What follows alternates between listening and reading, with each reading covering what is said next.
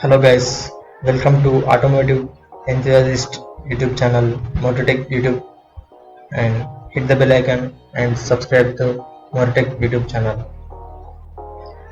The Dominar 250 is recently released by Bajaj Motors in Indian market in 2020.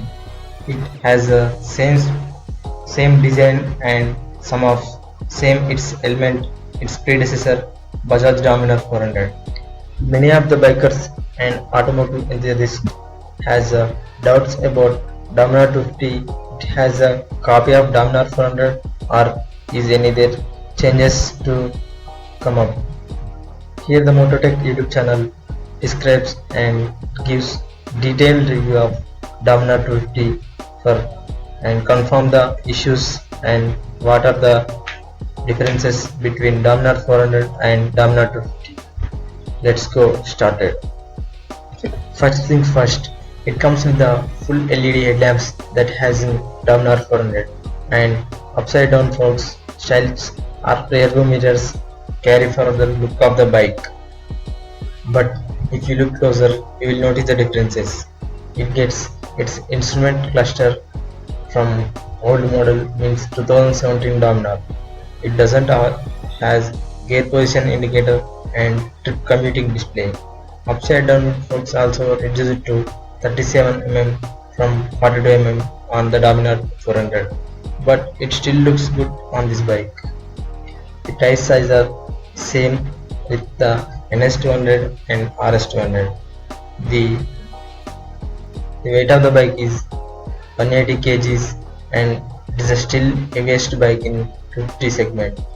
It gives bike for more stability and is easier maneuvering on highways, but it's difficult to maneuver on traffic and city conditions. It gets 300 mm front disc, and other good point of the bike is it gets the proper dual channel ABS. It gives bike better braking efficiency and easy controllability. Dominar 250 uses the same perimeter chassis as Dominar 400 uses and with the same steering brake angle.